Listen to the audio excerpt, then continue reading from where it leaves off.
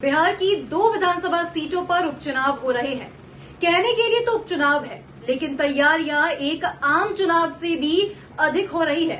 आपको बता दें कि सत्तारूढ़ जेडीयू और मुख्य विपक्ष राजद एक दूसरे के आमने सामने हैं और मुख्य विपक्षी पार्टी यानी कि राजद ये दावा कर रही है कि अगर वो ये 2 सीट जीत जाते हैं तो वो सरकार बना देंगे। आपको बता दें कि विपक्ष के नेता, राजद के नेता तेजस्वी यादव भी लगातार अपने चुनावी प्रचार प्रसार के दौरान ये दावे कर रहे हैं कि अगर वो इन 2 सीटों पर उनकी पार्टी चुनाव जीत जाती है तो वो सरकार बना लेंगे। उनके इन दावों में कितनी सच्चाई है कि आखिर वो 2 सीट जीत जाते हैं तो आखिर वो सरकार बना लेंगे, उसके बारे में हम आपको बताते हैं विस्तार से। दरअसल आपको बता दें कि उपचुनाव को लेकर सत्ता पक्ष और विपक्ष की गंभीरता का कारण है 2009। दरअसल 2009 में सर्वाधिक 18 विधानसभा सीटों पर उपचुनाव हुआ था, लेकिन इस उपचुनाव जैसी गहमा-गहमी नहीं थी, क्योंकि भाजपा जदयू की सरकार के पास पर्याप्त संख्या में बल था।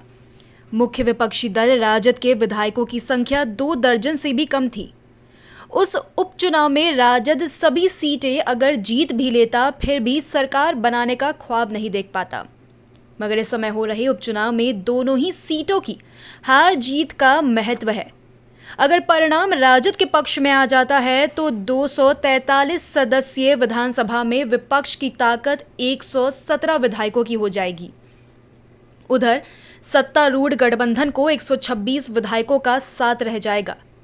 यह साधारण बहुमत से बहुत ही ज्यादा यानी कि 4 अधिक है। संख्या बल को लेकर सरकार की सेहत पर तत्काल कोई फर्क नहीं पड़ेगा, लेकिन उसके कुछ सहयोगी दबाव बढ़ने की हैसियत तो हासिल कर लेंगे। यही वजह है कि मुकाबले की पार्टियां हर हाल में उपचुनाव जीतना चाह रही है। आपको ये भी बता दें कि उपचुनाव में कांग्रेस की हिस्सेदारी भी काफी दिलचस्प है। वह दोनों ही सीटों पर चुनाव लड़ रही है।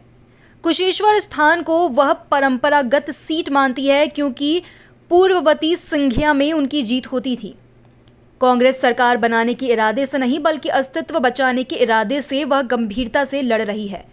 भविष्य की राजनीति के लिए कुशेश्वर स्थान में मजबूत उपस्थिति दर्ज कराना कांग्रेस के लिए बेहद जरूरी है। आपको बता दें कि वहीं जदयू भी इसमें मुद्दा निकाल रही है, वो भी पूरा दमखम लगा रही है। वह राजद के शासनकाल को याद दिलाकर राजनीति कर रही है, वहीं जंगल राज पर राजनीति कर रही है। यह 2005 से ही जदयू या समग्रता में एनडीए का मुद्दा रहा है। बेशक जदयू कथित जंगल राज के साथ साथ 16 वर्षों के शासन में हुए न्याय के साथ विकास का भी जिक्र कर रहा है। सड़क, बिजली, शिक्षा, कृषि के क्षेत्र में हुए विकास और आखिरी कतार में बैठे लोगों के कल्याण के अलावा उन योजनाओं की भी चर्चा, जिसका लाभ बिना जाति, धर्म, लिंग और माली हैसियत में फर्क किए हर किसी को मिल रहा है। कुल मिलाकर वे मुद्दे जो साल भर पहले विधानसभा के आम चुनाव में उठाए गए थे, उपचुनाव में भी यथावत है। आम चुनाव की तरह ही इस चुनाव में भी हेलीकॉप्टर का इस्तेमाल होने जा रहा है। आपको बता दें कि जदयू राजद के अलावा कांग्रेस ने भी उपचुनाव में पंचायत स्तर पर प्रबंधन किया है।